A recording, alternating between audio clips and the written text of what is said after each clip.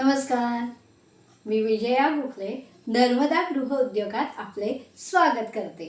आज गॅसचा वापर न करता एक रेसिपी, ती सुद्धा पारंपरिक आणि अर्थात कोकणातलीच रेसिपी, आज आमच्या आवडतीची कोकणस्थ माणसांच्या आवडतीची ही रेसिपी आहे।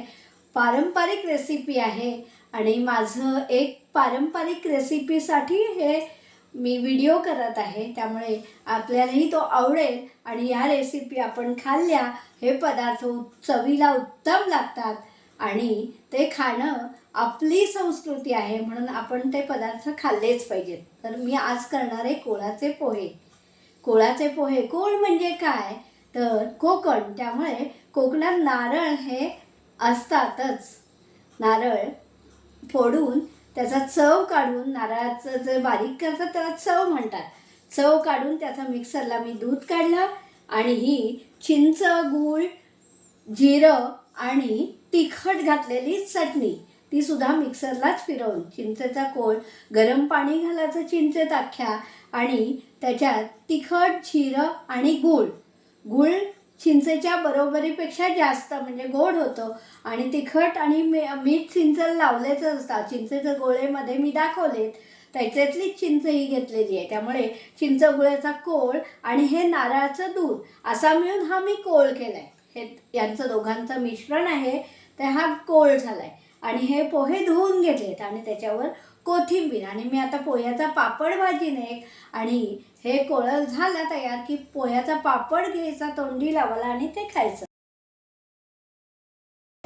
तर मी आता हा कोळ टाकते याच्यात। कोळ असला त्याच्यात मीठ आहेच आणि गुळ पण आहे आणि तिखट पण आहे, त्यामुळे वेगळी फोडणी, चिंच, तूप, गुळात जिऱ्याची काही जण फोडणी देतात, पण फोडणी विरहित गॅस वापरायचा नाही असं मी ठरवलं आहे, त्यामुळे हे पदार्थ लहान मुलाला सुद्धा करता येईल। त्यामुळे आता हा कोळ मी ह्याच्यात घालणार, पाहिलात हा असा घालायचा ह्याच्यात आणि ह्याच्यात पोहे घालायचे हे, आणि पोटभरीचं होतो पदार्थ आणि इतका सुरेख लागतो चवीला, आंबट, गोड, तिखट, मीठ आणि पोहे। आमचं रोहा आहे त्यामुळे रोह्याचे पोहे हे प्रसिद्ध आहेत, त्यामुळे पोह्यात किती पदार्थ आहेत। पापडसुद्धा आम्ही पोह्याचे खातो, पोह्याचे मिरगुंड, पापड असे चविष्ट पदार्थ पोह्याचे खूप होतात। चिवडा तर नेहमीचा आहेच। तर हे असे पोहे धुवून घेतले होते आणि त्याच्यातलं पाणी काढून हे कोळाचे पोहे तयार झाले। आता मी पापड भाजणार आणि हे कोळाचे पोहे पापडाबरोबर किंवा मिरगुंड तळून घेतली, भाजून पापड छान लागतो, पोह्याचाच रेसिपी म्हणून पोह्याचाच पापड। कोळाचे पोहे आणि पापड तयार झाले।